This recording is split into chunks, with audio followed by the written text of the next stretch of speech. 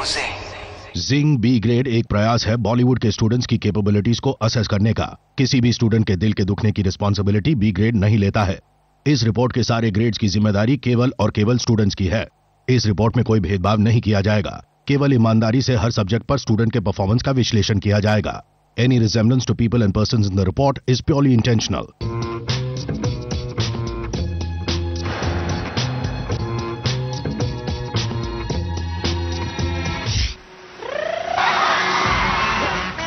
बॉलीवुड की पाठशाला, रंग बिरंगे छात्र और छात्राएं,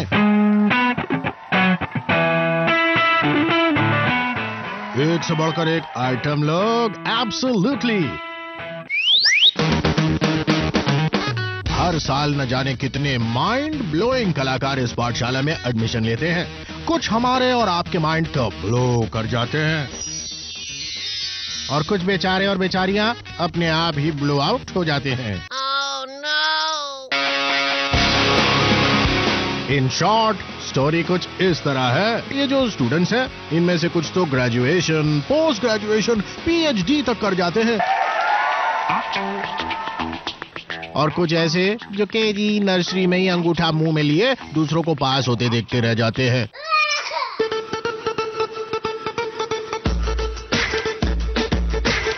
तो दोस्तों और फ्रेंड नियो, स्वागत है आपका जिंग बी ग्रेड में, जिसमें हम आपको हर शो में बॉलीवुड के एक स्टूडेंट की रिपोर्ट कार्ड खोल खाल के दिखाएंगे। रिपोर्ट कार्ड कुछ इस तरह से होगी और फिर उसके बाद हमारी विशेष टिप्पणी कि भैया या तो इस पाठशाला से निकल लो या फिर लगे रहो।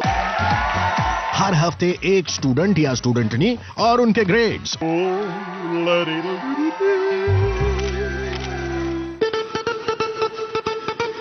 बॉलीवुड की पाठशाला में इन्हें हुए हैं केवल 4 साल, तो इन रियलिटी ये अभी नई नवेली स्टूडेंट हैं, पर कुछ इनके अपने फैक्टर्स और कुछ कामकाज ने इन्हें बड़े स्टार्स की लिस्ट में इंक्लूड कर दिया है। सुंदर हैं, अपने मन की खेती है, स्टाइलिश हैं और पापा जी का आशीर्वाद तो है ही, इसीलिए इन्हें बॉलीवुड के फ्रंट बेंचर्स में बैठने का सौभाग्य प्राप्त हुआ है। अब आगे भी ये वहीं बैठेंगी या फिर इन्हें पीछे धकेल दिया जाएगा, ये हम पता करते हैं सोनम कपूर की रिपोर्ट कार्ड से। तो भगवान प्लीज पास कर दो मुझे।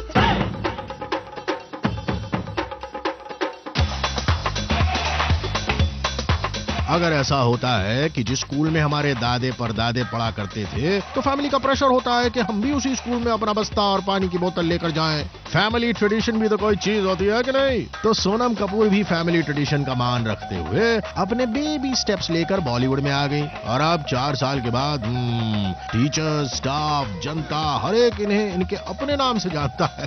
फिर भी इनका इतिहास लंबा है। दादाजी फिल्में बनाते हैं, ताया जी फिल्में बनाते हैं, चाचा जी ने एक्टिंग करने की कोशिश की थी और पिताजी, पापा जी की तो बात ही अलग है, बरसों से धमाल मचाए हुए हैं स्क्रीन पर। 50 प्लस हो गए फिर भी जवान के जवान और इन एक्शन। तो बेटी जी उसी कपूर खानदान 2 के ट्रेडिशन को फॉलो कर रही हैं। तो जैसा होता है एडमिशन खानदानी जैक से, लेकिन टिकी रहेंगी या नहीं ये अपने परफॉर्मेंस पर बेस्ड होता है। तो इनके इतिहास में 4 साल और 5 फिल्में शामिल हैं, जिनमें से एक्चुअली हिट वाली कैटेगरी में कोई भी नहीं।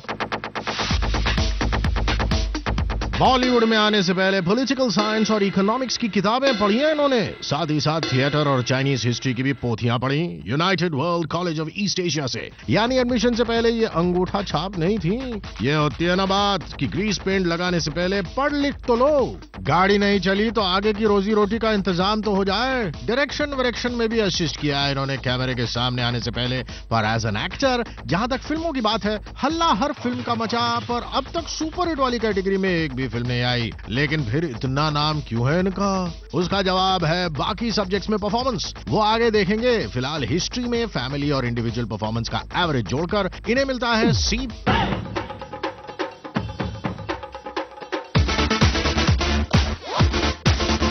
हैंडसम पिताजी, सुंदर माताजी, तो बेटी जी इस सब्जेक्ट में तो स्कोर करेंगी करेंगी। दिखती बात है भाई, सोनम कपूर की जियोग्राफी स्टनिंग है, साफ दिखता है, टॉल है, स्लिम है, नाक नक्श भी तीखे, और फिर जिस तरह से ये अपने स्टाइल और पर्सनालिटी को मेंटेन रखती हैं, पलट कर दोबारा कोई ना देखे ऐसा हो ही नहीं सकता। अगर मैं बहुत ही लाइक फैशनी मूड में तो मैं कुछ पागलों जैसे कपड़े पहनती हूँ। प्लस इनकी वो 2000 वॉट वाली स्माइल, घायलों की कमी नहीं है इस स्माइल की वजह से। पर इस सब्जेक्ट में मेरिट लिस्टर्स में आने से पहले सोनम कपूर इस धरती पर 80 किलो प्लस का वजन डाल रही थी। फिर जब बात हुई कैमरे के सामने आने की तो युद्ध स्तर पर डाइटिंग और वर्कआउट और जो प्रोडक्ट सामने आया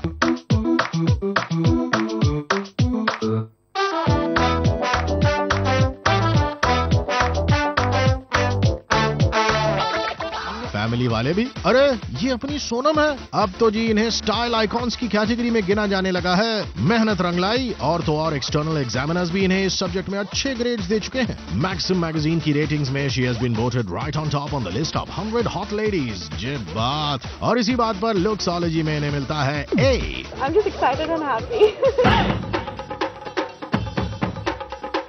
सोनम कपूर ने इनहेरिट किए हैं अपने पापा जी के जीन्स, जिन्होंने बॉलीवुड में इस सब्जेक्ट में तो पीएचडी कर रखी है। सो ऑब्वियस है कि घर में ट्यूशंस दिए गए होंगे, स्पेशल क्लासेस, स्पेशल अटेंशन। तो पीएचडी में तो टाइम है सोनम को, लेकिन कुछ तो एक्सपर्ट ट्रेनिंग पापा जी की काम आई ही होगी। I hope so. I hope so.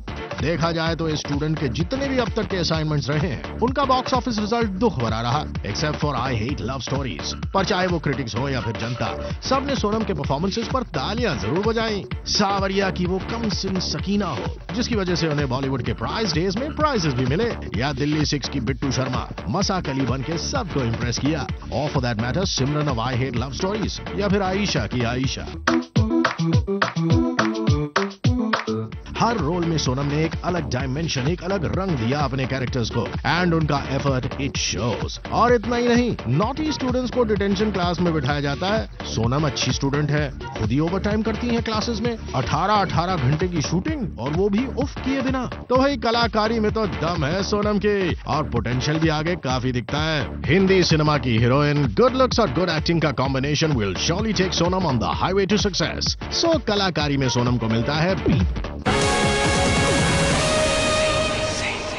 Go Zing.